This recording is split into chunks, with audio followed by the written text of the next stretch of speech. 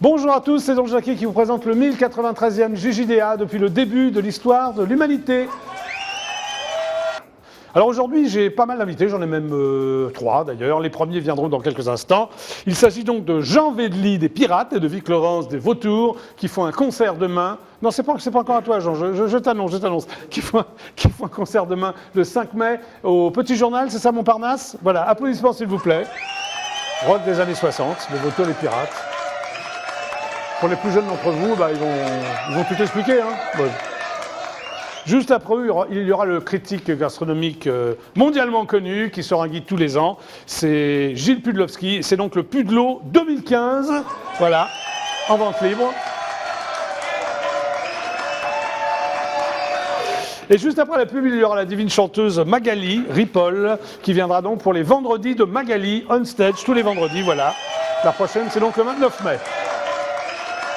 Voilà, et on continue l'émission, bien sûr. Allez, on continue l'émission. Et maintenant, j'ai l'extrême honneur, l'extrême avantage de recevoir au JJDA pour la première fois Gilles Pudlowski. Applaudissements, s'il vous plaît. Bonjour Gilles. Lui-même, personne. Comment vas-tu? Pas si mal, hein, pas si mal. Pas si mal, ouais. On est comme les vieux rockers, finalement. Oui. Est-ce que tu aimes le rock'n'roll, toi? Eddie Mitchell, moi j'étais assez Eddie Mitchell. Monsieur donc, le directeur, pirates... sans même le savoir. Ah, tu chantes bien. Tous les hommes, vous êtes le plus vénard, vous avez les dactylo-rac. Mais tu n'aurais jamais dû écrire sur...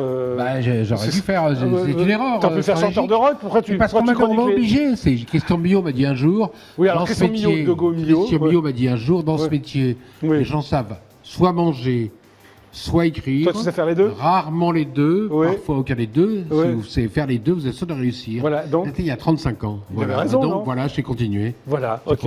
Donc tu sors, c'est tous les ans. Hein, alors, tous les ans depuis 25 ans. Voilà, c'est le 25e, c'est donc le Pudlo Paris 2015. Voilà, ça change de couleur tous les ans. Hein. Voilà, j'ai fait le Pudlo France, j'ai fait le Pudlo Alsace, le Pudlo Paris a démarré en 90. Alors pourquoi il n'y a plus le Pudlo France? Parce qu'en fait, le Pudlo France, c'était un gros machin qui était intransportable, qui est devenu comme l'encyclopédie Universalis. Oui, d'accord. Et comme le Gaffio, pour ceux qui ont fait du latin, ceux qui feront encore du latin. Oui. Mais c'est vrai qu'on avait du mal à le... Donc tu t'es cantonné au Pudlo Paris, quoi. Ça, celui-là, c'est encore quelque chose de possible. Oui. Et puis je crois que tout le monde connaît le Pudlo. À Paris, le Pudlo, c'est comme... tu dis par exemple... Michelin... voilà. Rouy Convalusier.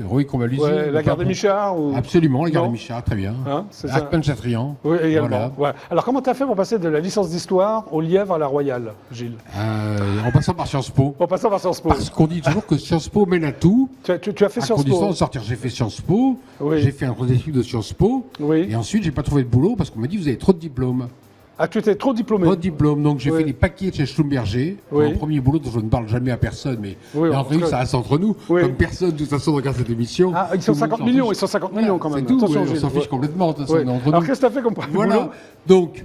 J'ai fait les paquets Schlumberger et ensuite, je me suis retrouvé pigiste au quotidien de Paris. Mais un hasard total, c'est Jean-François Kahn. Jean-François Kahn, donc, qui t'a repéré. Non, à l'époque, alors ça c'était un peu après. Il y a d'abord Philippe Tesson qui m'a dit vous êtes trop engagé, j'étais un grand révolutionnaire, vous êtes trop engagé politiquement, donc je vous mets sur une voie de garage de littérature. Vous aimez la littérature. Tu écrivais sur quoi alors au départ? J'ai fait la chronique de poésie au quotidien de Paris en 74. Tu critiquais les poèmes? Les poèmes, absolument. Les poèmes contemporains Je faisais anthologie de poésie. J'étais devenu le spécialiste de la poésie française après avoir été le spécialiste de la vie politique en France depuis 40. Voilà, et tu l'as dit. Voilà. Et aujourd'hui, je suis devenu le spécialiste du pot-au-feu, de la tête de veau. De la Lièvre à la Royale. Et du Lièvre à la Royale, absolument. Et des spaghettis bolognaises. Voilà, c'est sympa, non?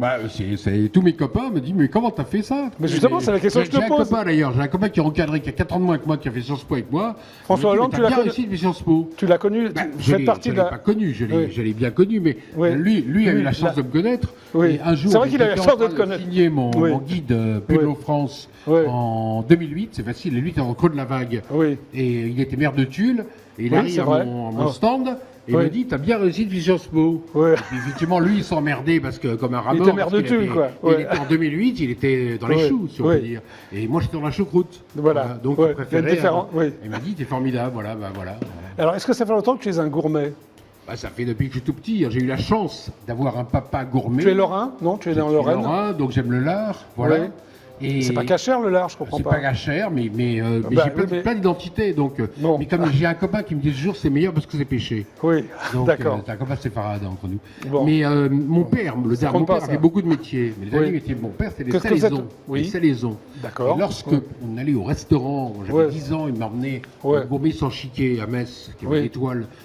À Strasbourg, pardon, Metz sans chiquet. Il m'a amené à la Marne du Classé à Metz. Des restaurants qui n'existent plus. Il m'a amené au Capucin Gourmand à Nancy qui existe toujours. Et là, lorsque quelque chose n'allait pas, il me disait c'est de la merde, bien avant Coff, 30 ans avant Coff. D'accord, ok. Voilà, donc il m'a éduqué. Mon père était bien pire que moi. Moi, je donne les assiettes cassées. Mon père ne donnait que les assiettes cassées. Et est-ce que ta mère était une bonne cuisinière? Ma mère était très mauvaise cuisinière. Très mauvaise cuisinière. Grâce à ma mère. Une mauvaise cuisinière que mon père m'a emmené au restaurant. Voilà. Est-ce que toi, la fille de ma mère et ma grand-mère, la belle-mère de mon père, était si mauvaise cuisinière parce qu'elle nous faisait des poissons. Par exemple, mon père disait elle est si mauvaise cuisinière avec de la très bonne viande, elle va faire du mauvais poisson. Voilà. Ah, c'est pas mal ça. Voilà. Est-ce que toi tu es bon cuisinier? Alors moi je ne suis pas très bon cuisinier. Est-ce que tu cuisines de temps en temps? Je suis un très bon goûteur. Ma femme est très bonne cuisinière. Oui, toi non. Moi mon boulot c'est d'écrire. Hein. J'adore manger en revanche. Oui, je sais. Oui, j'allais au restaurant avec toi. C'était comment? C'était très bien. Chaque fois, voilà. Mais alors tu vas au restaurant 2 fois par jour pour ton guide? Plutôt même 3. Tu es svelte? Comment tu fais? Je suis pas svelte. Je suis habillé serré, c'est pour ça. Tu as un petit bidon? T'as un petit bidon? J'ai un petit bidon, mais on est pareils tous les deux, non? Non, mais je suis pas trop dans mon point. Qu'est-ce que vous en pensez? Attention, mais les gourmets aujourd'hui, le gourmet d'aujourd'hui ne ressemble plus tellement à Kurnonski. Oui, c'est vrai. Alors qui est Kurnonski pour les plus jeunes? Alors Kurnonski était un Kurnonski qui était mon ancêtre. Oui. Heureusement pour toi, Marc. Il a été en 52, enfin 27 plutôt. C'était un critique gastronomique, Kurnonski. Il a été élu prince des gastronomes. Bien mieux que critique gastronomique. Il a été le critique gastronomique. Il est mort en 57 ou 58, je ne sais plus, en tombant de son balcon, place Square Henri Bergson. Parce qu'il avait trop mangé, non? Pardon? Il avait trop mangé, non? Non, alors on ne sait pas. Est-ce qu'il a trop bu? Est-ce qu'il était déprimé? Est-ce que sa maîtresse se trompait? Je ne sais pas très bien, mais il dirigeait la France. Il est tombé à 84 ans quand même. Le cholestérol conserve. Et c'est un monsieur qui était confit dans le gras, si on peut dire. Et la critique gastronomique telle que Kurnonski l'a pratiquée, c'était vraiment plein de sauce et plein de gras et plein d'éloges à l'égard de tout le monde. Voilà. Alors, on va parler maintenant du Guy Pudelot quand même. Alors, tu parles de grands restaurants et de bistrots. Alors, est-ce qu'on peut manger pour pas trop cher à Paris et manger bien, je veux dire. Paris est une ville formidable. Il y a une chose que les gens oubliaient, c'est que Londres est devenue une ville hors de prix. New York est une ville relativement chère parce qu'il y a des faux prix à Londres et à New York. C'est-à-dire que le service n'est pas compris. Paris est une ville où le service est compris. Il y a des menus à prix fixe. On sait ce qu'on paye. On mange bien dans les petits restaurants. Il y a plein de petits restaurants qui font ce qu'on appelle aujourd'hui la bistronomie ou des bistrots gastronomiques. Et il y a des restaurants de grande cuisine qui pratiquent le midi des menus relativement raisonnables. Donc on peut bien manger à Paris. Absolument. On peut se ruiner, mais aussi... Oui, on peut se ruiner, oui. Je pense à l'entrée de jeu, par exemple, 17e, il y a un menu à 29 €, on est très heureux avec 29 €. Alors tu as des coups de cœur aussi dans ton... Il y a des coups de cœur, absolument, les marmites, c'est toujours des restaurants marmites. Marmite, c'est vraiment qualité-prix. Oui, il y a la marmite. Une assiette, 2 assiettes, 3 assiettes. Alors une assiette, c'est quoi exactement? Une assiette, c'est comme l'étoile, c'est-à-dire c'est restaurant remarquable. Oui, 2 assiettes. 2 assiettes, c'est grand restaurant. Et 3 assiettes. C'est exceptionnel. C'est comme écrit sur le Scaire au Georges V, Yannick Aleno, Alain Ducasse au Maurice, Alain Passard, c'est l'opéra de la cuisine française, l'Olympe, l'Olympe d'Savoie, etc. Bon, maintenant aussi, il y a des chefs de certaines brigades qui prennent des petits restaurants, des bistrots. Alors, le phénomène nouveau depuis 15 ans, je veux dire, mais comment il se confirme, c'est que Paris est une ville qui a toujours su répondre aux crises. C'est-à-dire qu'on vous demande toujours qu'est-ce que vous faites, parce que la crise vous a changé. La crise, j'ai toujours vécu avec des crises. Lorsque j'étais petit, on me disait, tiens, il y a la crise de ci, de cela, les dettes, les machins. On a peur du lendemain. Donc, on mange toujours pas cher. Surtout le midi. J'allais dire que moi, le conseil que je donne au gastronome, c'est aller au restaurant le midi. Vous verrez qu'il y a des formules à 11 €, 12 €. Il y a un restaurant qui s'appelle le Pun Cooker dans le 11e. Il y a une chef qui est d'origine camerounaise qui s'appelle Cécile Lenoux, qui a travaillé chez Guy Martin.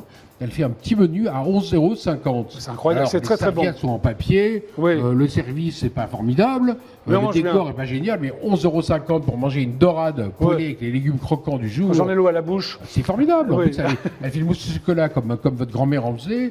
C'est des gens formidables qu'on aime, des gens qu'on aime. Ce guide n'est pas fait pour les richards. Non, c'est vrai, c'est pour ça que j'aime bien. Les gourmets économes. Et si vous n'avez pas d'argent du tout et que vous voulez quand même rêvez de manger, shootez-vous au Puy-de-Dôme. Voilà. Shootez-vous au Puy-de-Dôme. Bah oui, bien sûr. Lisez le Puy-de-Dôme. Voilà. Qu'est-ce que tu penses de toutes ces émissions culinaires? J'en pense du bien, moi je suis public. Je pense que c'est fait un peu n'importe comment, faut dire ce qui est. Bon, oui, je voulais avoir ton avis. On a vu notamment sur la 6 récemment le pauvre Olivier Streff, qui est en Mosellande, donc je ne suis pas objectif, mais je suis de Laura comme lui. Tout le monde dit que c'est un génie. Olivier Streff, c'est le chef gothique de Beaulieu-sur-Mer, la Maison Gourmande, dont il pratiquait les légumes, la scène de légumes absolument géniale, parce que disait Jean-François Piège. Son concurrent, le premier qui avait un anneau dans l'œil ou dans le nez, je ne sais plus, faisait une espèce de buisson de légumes gargouillou à sa manière, dont Alain Darroze avait dit que c'était mal assaisonné. Le troisième, bien sous tout rapport, Xavier Koenig, l'Alsacien, un gars qui a 19 ans, qui avait gagné, lui il a gagné après. Il faisait un bouquet de légumes, ou un jardin de légumes, dont on a dit simplement que c'était bon, mais sans personnalité aucune. Eh bien, c'est lui. Le premier, c'était celui qui était sans personnalité. Le deuxième, c'était celui qui était ridicule. Et le troisième, le troisième, qui était, paraît-il, génial, n'a pas été qualifié pour la finale. Donc, je dirais que c'était calculé d'avance. C'est comme il est 2 fois plus âgé que les autres, il a 39 ans, et puis en plus, ce look de gothique qui ne plaît pas à tout le monde.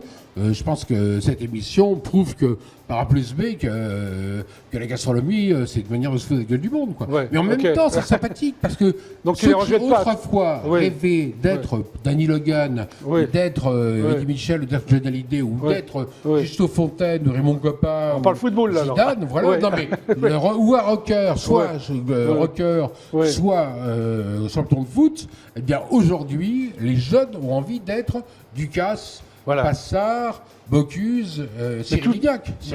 Tous ces cuisiniers sont des stars maintenant. Absolument. D'ailleurs, Cyril Lignac est une star promue à 2 assiettes dans ce guide. Oui, je l'ai vu. Très très bon chef. Il possède 3 restaurants de Paris, je ne sais pas si tu le sais. Il a 1 ou 2 étoiles, 2 assiettes du guide. Je le trouve dans le 15e, s'appelle Cuisine Attitude. Il y a le Chardenoux, c'est ça? Non, pas du tout. Le Cauchy. Non, le Chardenoux dans le 11e, c'est la marmite, c'est la qualité prix, le bistrot. Oui. Il y a le restaurant. Et il a un restaurant Auprès dans le 6e, qui est un restaurant de voyage. Ok. Bon. De Dragon. Donc il a 3 restaurants, Cyril Lignac. Ces 3 restaurants sont des restaurants de qualité. Parce que Cyril Lignac est une star, mais une star un chef sympathique. C'est-à-dire une star, c'est pas une star latine, non, c'est pas une maladie.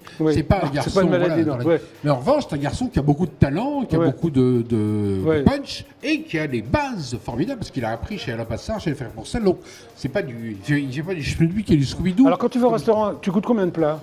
Moi je goûte en général, si on est à 2, chacun prend un truc différent. Tu goûtes dans l'assiette de ton pote? Le plat différent, donc on a goûté 6 plats à 2, quoi.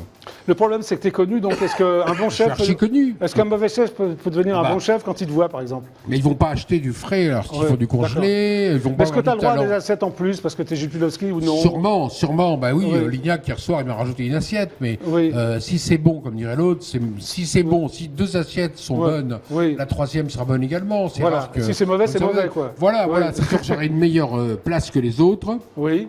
J'aurai le sourire que les autres n'auront pas, je suis quand même assez lucide. Mais si c'est mauvais, l'autre jour j'étais dans un restaurant, on me reconnaissait, reconnu, et le millefeuille était collant, la crème vanille était pas terrible. C'était mauvais, tout était pas mauvais, mais c'était au bistrot de Paris, là. Pour pas le citer. Un endroit absolument sympathique, adorable. Le service est formidable, ils sont très gentils. Et ils nous ont amené un millefeuille vanille, on n'avait pas commandé, et malheureusement, la pâte feuilletée, elle était collante, quoi. Elle était comme du buvard. Et la crème vanille, elle était, à mon avis, de la. Donc c'est pas parce que tu t'appelles Gilles Pudlowski que ça va être bon. Ben voilà, si c'est de la merde, c'est de la merde. Voilà, si c'est de la merde, c'est de la merde. Voilà. Merci Gilles. Merci. C'est déjà fini? Oui, c'est fini. Ça fait 20 minutes que tu parles. Tu m'aimes plus? Mais si, je t'adore, mais tu reviendras. Bon, alors, le Puy-de-Dôme Paris, c'est ça, 2015? Formidable. En vente libre? Le manger, c'est s'y habituer. Voilà. C'est le mot de la fin, alors? Voilà. Merci, Gilles. Merci. À bientôt. À très vite. Salut.